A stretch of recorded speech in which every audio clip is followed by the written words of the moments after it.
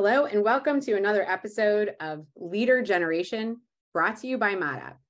I'm your host, Tessa Burg, and today I have Justin Vogel with me. He is the founder of Safari Club, and we're going to explore the very fast-paced and ever-expanding world of marketing and analytics in Web3. Justin, thank you so much for joining us today. Thanks. It's great to be here. So to start, tell us a little bit about yourself and your background and, what brought about Safari Club.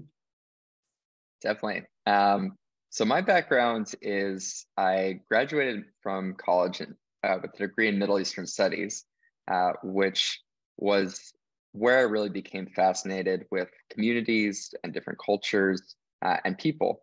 And community marketing has a lot to do with what we see in Web3 today, but we'll get to that in a moment.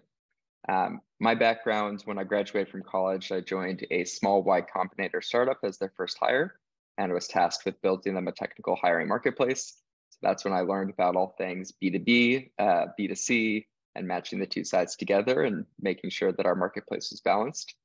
And then I went on to join a fast-growing labor marketplace startup called Winolo. You can think about it as Uber for warehouse workers. We were serving lots of big brands, helping them with their on-demand staffing needs.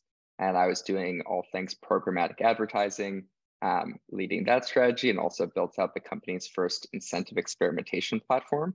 And all those different experiences, when I took the leap to become a founder, I was looking at Web3, and this was at the height of the bull market, so November 2021, when I dove into the space.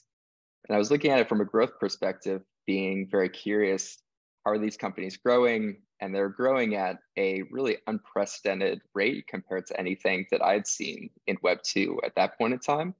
For example, seeing companies like ApeCoin growing their revenue to 4 billion in 2 months of launch. Seeing other companies grow their Twitter accounts from 0 to 200,000 within weeks and months of launch, and really, crazy, astounding both revenue and social growth. And so I was trying to figure out how are these companies growing and why.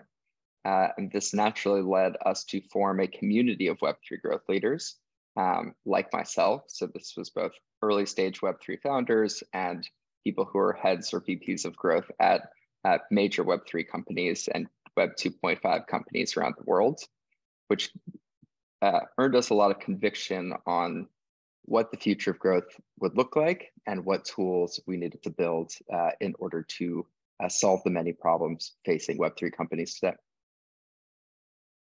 So I think a lot of our listeners might be hearing about Web3, especially in the business space, for the first time.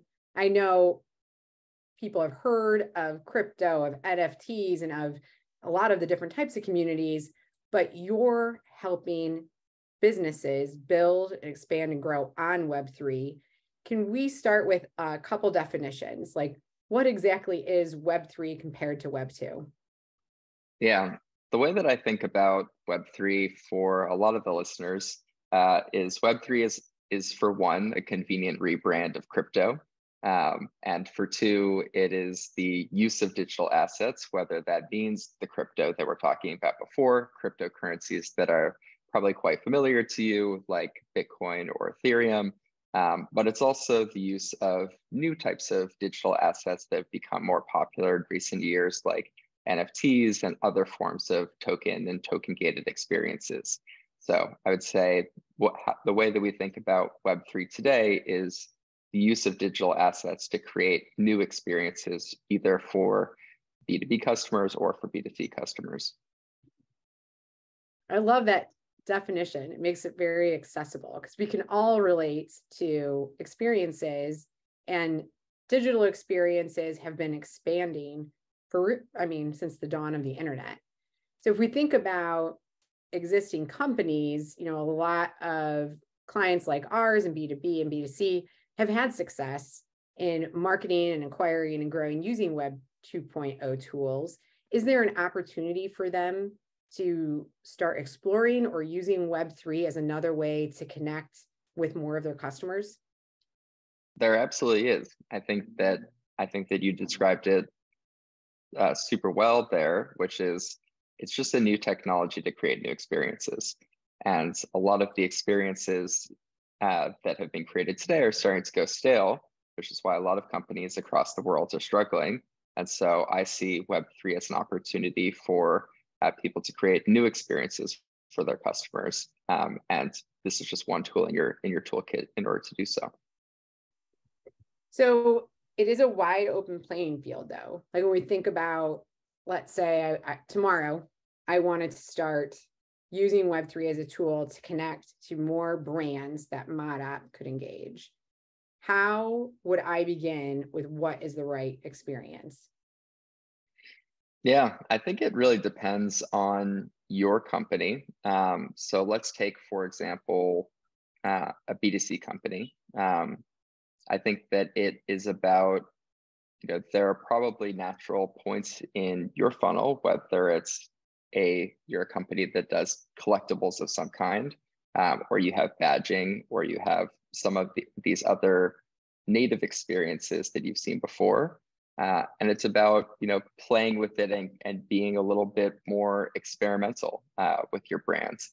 I think that when I look at Web2 brands entering the space, I think Nike.Swoosh did a great activation around Web3, and also some of that includes, abstracting some of the Web3 elements away for end users. So, for example, instead of talking about NFTs, Nike uses the word digital collectibles to make it a lot more accessible to their audience, while also providing a new experience for them.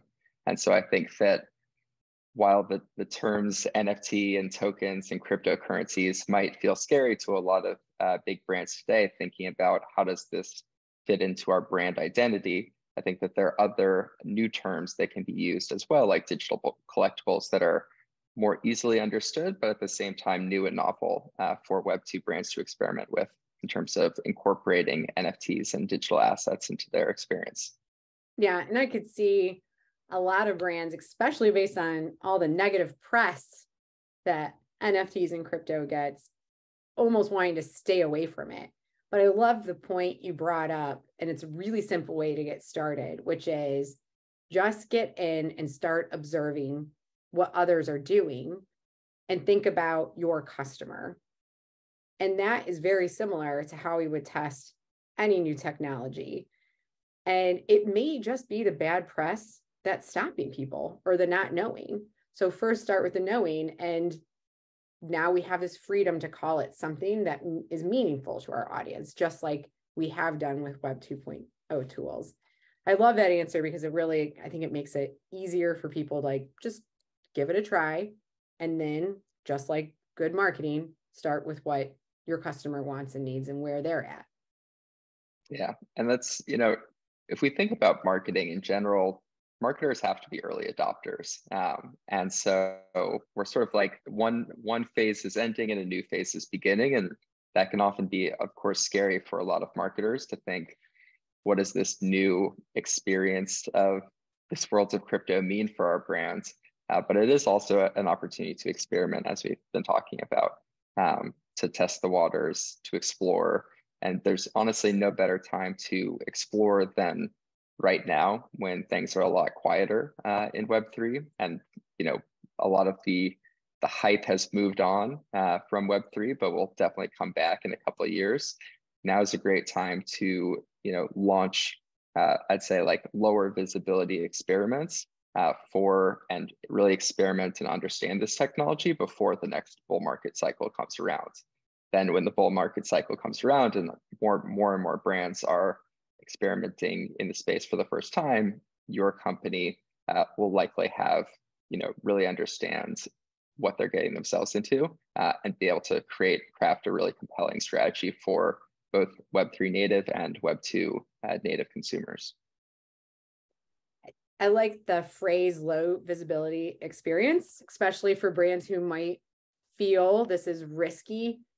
How do you keep the experience low visibility, especially if, let's say, you're a more well-known brand? I mean, people are experimenting. They talked about some of the most recent things. I think that it's not maybe not about doing it at the World Cup or the Super Bowl, but doing it in other smaller areas or regions too, depending on your brands. That could be useful to do it outside of the US to test things. There are actually a lot more Web3 native consumers outside the US in particular. So that could be an opportunity if your brand is global, but has a certain geographic focus, to do it outside of your core geographic focus too. I didn't know that. I think something though that I did learn when just playing around with different tools myself is it does take effort to build an audience. So if you are just entering in for the first time, doing a different geography, love that idea. Maybe you don't have to do it under your brand initially. But just like when you launch a new website, it's not like the whole world floods to see it. Like, it's effort to build an audience and to get people seeing the new experience that you're bringing. So I think there is a lot of testing and learning that you can do before an audience comes, since we already know that getting an audience is marketing in itself. Definitely. So Safari Club is where you started building a community, but now it is actually a tool that Web3 businesses can use. Tell us a little bit about the problem you saw and how is Safari Club solving that problem in Web3? Yeah, so this will be a familiar problem to most Web2 marketers out there, which is measurement. What we saw in Web3 when we first entered the space was many teams, frankly, were flying blind. And they were flying blind because they hadn't created a tech stack yet, because the bull market really swept them up, I would say, in a positive way, but then left them kind of hanging as the bear market started to roll in. Is that, in the bull market, nobody thinks about marketing because everyone in the industry is doing well. And you really start to think about marketing when you're not doing as well. And so as we've settled into this new normal, a lot more companies are thinking about their marketing strategy and their marketing tech stack for the first time in Web3. And so what we're essentially solving for them is a term that's very familiar, I'm sure, to many listening on this podcast, is marketing attribution. But there's no attribution system in Web3 today. So when I talk about marketing attribution in Web3, what that essentially means is in Web3, there's a new user funnel. And instead of your email sign up, people are signing in with their crypto wallets. And so you can think about it in the same way. We can attribute signups in Web2 back to the marketing channels that they came from. But a lot of Web3 companies had this oh no problem. Their funnel would look like this. A user comes from a marketing channel like Twitter, they land on your website, they connect their wallet, and then as soon as they connect their wallet, poof, they're gone. And then what we see on the blockchain is transactions made by various wallets, but there's not a link. So there wasn't a bridge between the Web2. As soon as you connect your wallet to enter Web3, there's this wall, you don't know what happens, and then Web3 continues the trail. And so the way that we think about measurement and what our company does today is we're making that link between Web2 channels and Web3 outcomes. I love that. Yeah, it's a lot of the people got into Web3 early. I was talking to another person in the space, and they said they were pulling from R&D budgets because you can test something pretty cheaply, and then the great thing is you don't really have to be accountable. You just say it was research and development. But once it starts working, then absolutely people want to know, well, what is this getting us? What are we learning from it, and how do we scale? So one area that I was very interested in, I know attribution is critically important for that, is the anonymity. I feel like I'm not saying that word right, but a lot of people in Web3 want to be anonymous or their wallet's anonymous. So how are you, not proprietary, but from a process standpoint, tying those dots, or what kind of data can your clients see about their experience and marketing efforts in Web3? Yeah. So in terms of what they can see, it's quite similar. They can see the marketing channels that their wallets in this case come from. They can see how much revenue has been driven by those wallets, but they can also see all the things that those wallets have done in the past. So for example, this is sort of one of the unique properties of Web3 technology is that all the transactions that are made by a user are public. So this is not just public because they're transactions that were made in your first party product. This is all transactions that were ever made by that wallet are public, including, all the NFTs that they might have purchased, all the tokens that they might have purchased, even what is in their wallet today in terms of they have, $100 in cryptocurrencies. You can see a lot more nuance than you were able to see in Web2. And the way that I would pull this back is to say, Web3, yes, users want to be anonymous or pseudonymous. And I actually would argue that we're potentially entering a new privacy paradigm with Web3. The way that I think about Web2 customers is that our profiles are public. You are Tessa, I am Justin. Marketers, although we wouldn't like to admit it, know where we live, know our marital status, know all sorts of things about us. But marketers don't know what Tessa buys on Amazon, for example, or all of your past purchase history. And so as we enter into Web3, I feel like it's the opposite of it's now we're pseudonymous. We don't know about Tessa's marital status or where she lives, etc. But we do know about her Amazon equivalent transactions lifetime. And I think that when I think about a lot of the data harvesting and privacy that's gone on in Web2, we're really trying to figure out all the things about our users and customers from like a demographic standpoint in order to predict what they might have bought in the past and might buy in the future, aka their transactions. And in this new paradigm, we don't have to know those things because we know all the things that they've done in the past and will do it and will do in the future in terms of their transactions. So I think that that's sort of the way that I think a little bit differently about Web3 and Web2 when it comes to pseudonymity and what we're actually learning about these users. Yeah, and I think that's a really important point and a massive opportunity because as Web2 marketers, for those of us who are doing lots of testing, whether it be multivariate testing, message testing, using machine learning, AI to find the right message to the right person, that is all behavioral based. So I feel like for marketers who haven't learned yet that your demographic data isn't very indicative of what you're actually going to do, now is the time to learn that. But for people who want to start better understanding behaviors for predictive purposes or just to build a better experience, that is the type of data that's being exposed in Web3, because it really doesn't matter if I am, married or not married.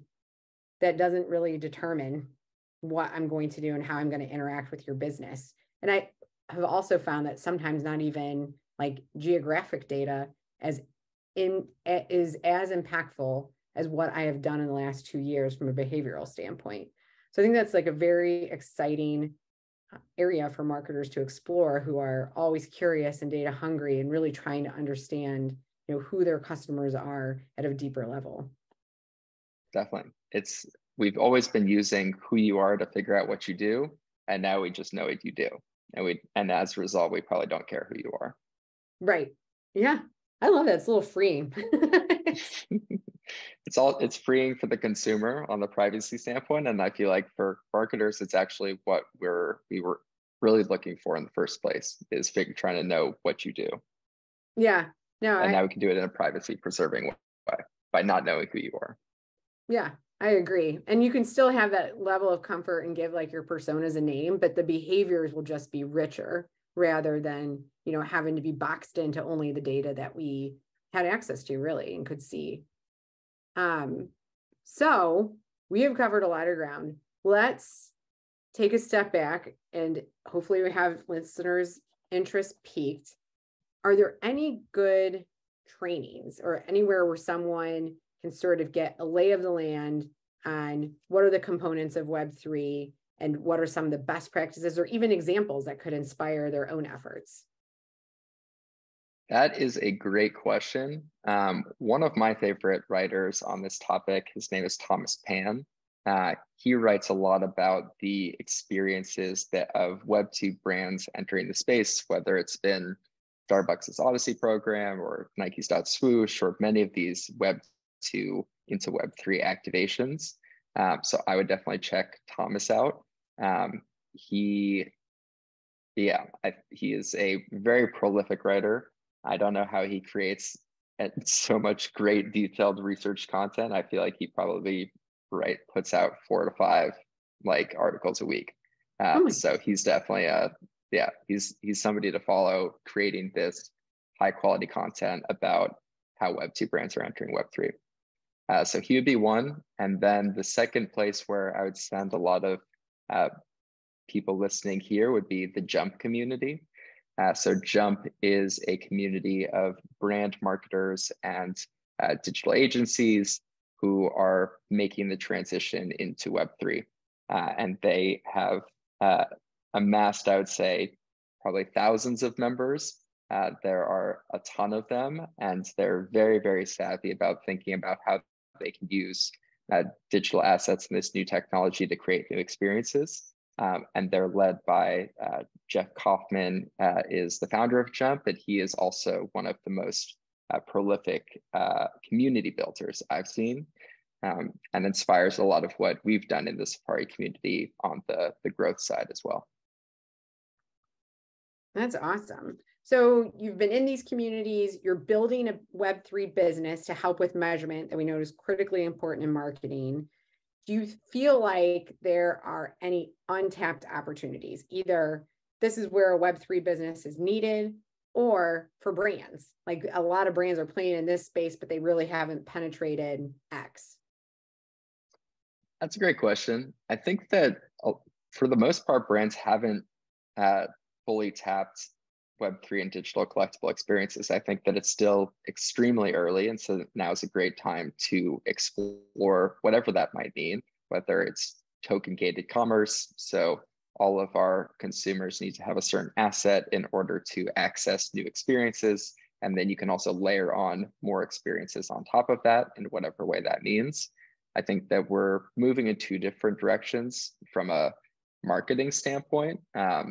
That is actively being experimented upon in Web3, but is also accessible to Web2 marketers, is twofold.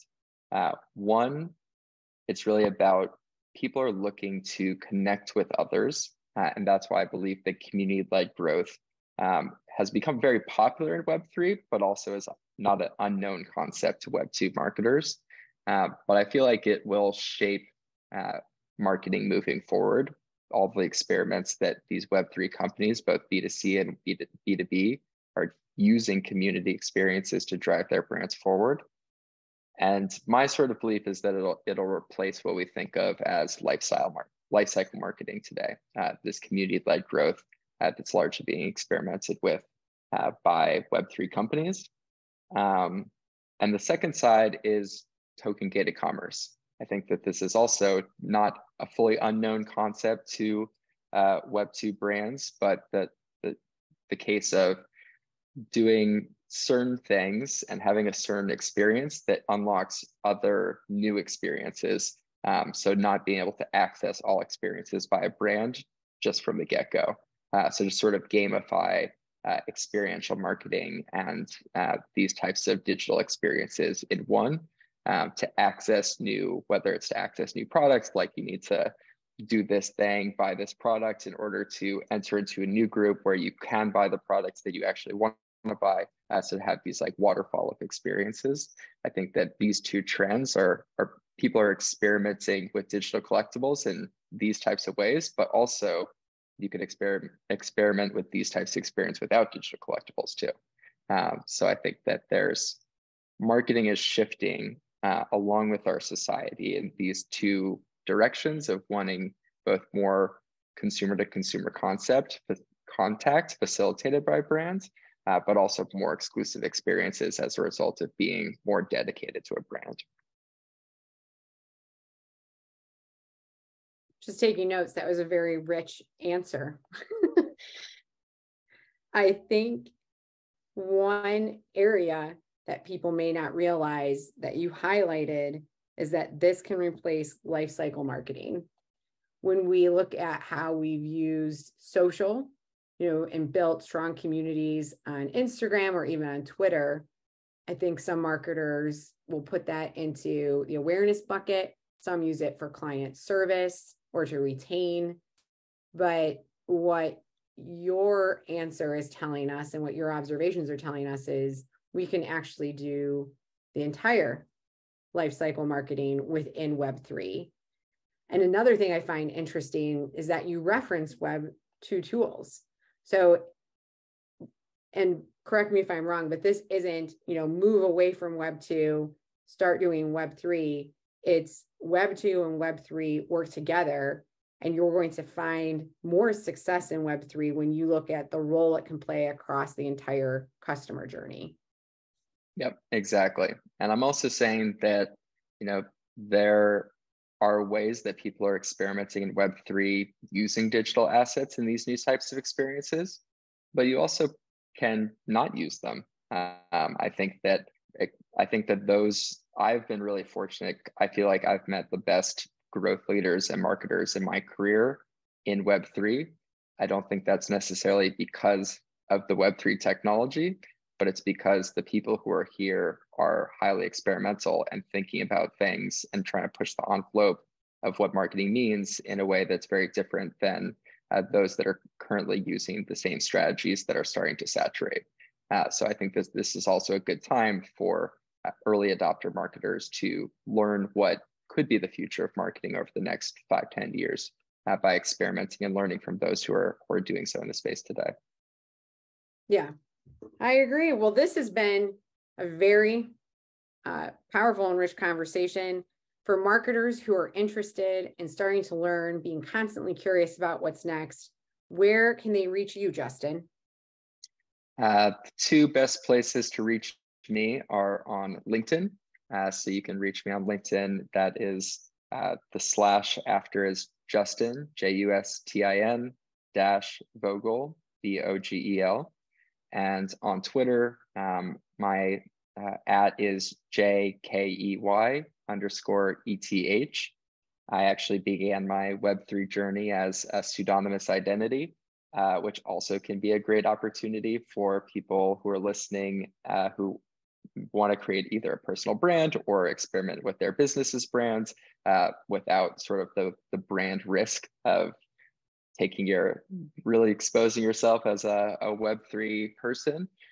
So that's a great thing to do as well. And you can find more about Safari at Safari, SAFARY. That's a Y instead of an I, .club. So Justin, I took your advice and I started my Web3 testing without using my personal identity. And I love it. Like it does feel like such a big barrier when you're putting your name out there into something you don't know. And for me, I'm later in my career, I've spent a ton of time in marketing tech and marketing 2.0. And having that pseudo anonymity is really gives you the freedom to just have conversations and talk and learn. So yeah, I love that piece of advice because it took down the barriers. Like when I first started Twitter, I still have my personal name and identity on there, and I don't use Twitter actively. I use it very passively. I follow people. I follow mostly English Premier League soccer, but I was too afraid to interact. So I highly recommend that people take that advice so that you can learn and interact, because it truly is with the testing where the growth comes from. And I just had never thought of that before. And yeah. I might just go back to Twitter and use the same handle. Yeah, and I think it's great too for those that want to start writing about their observations in the space under a pseudonymous identity too. That's largely what I did and how I started. Is that I had actually written a lot of things before I started in Web3 and about things that I was a subject matter expert on. but I was never able to press send and publish. And so I just like recycled, and I'd get like super, it was so hard for me to let go of some of those like challenges that I was having. And so becoming a pseudonymous identity, it was much more freeing of being able to like, okay, like, this doesn't feel as personal when I publish this content. And it's like, what are people going to think about me? And so as a result, that made me a much more prolific writer than I've ever been. And I'm a little sad now that I'm not pseudonymous anymore, now that I've revealed myself, because it's much harder for me to write, even though I had that great experience of 7 to 8, 9 months of writing my thoughts every couple of days. Now it's harder to put them out there. Yeah, no, I'm exactly the same, and I'm going to stay pseudonymous for a very long time because one, I have a lot to learn, but I've really been enjoying just the feedback and not having to worry about how it's affecting me personally or my image or anything. I mean, just doing this podcast sometimes really pulls me out of my comfort zone. So, well, thank you so much for all the great information. If the listeners would like to hear more Leader Generation episodes, you can find us on LinkedIn as well. Just search the Leader Generation podcast, or you can connect with Modop, MODOP, and we are at modop.com. Until next time, Justin, thank you so much for being our guest, and we will certainly be following Safari Club's growth and future. Thank you. This was great.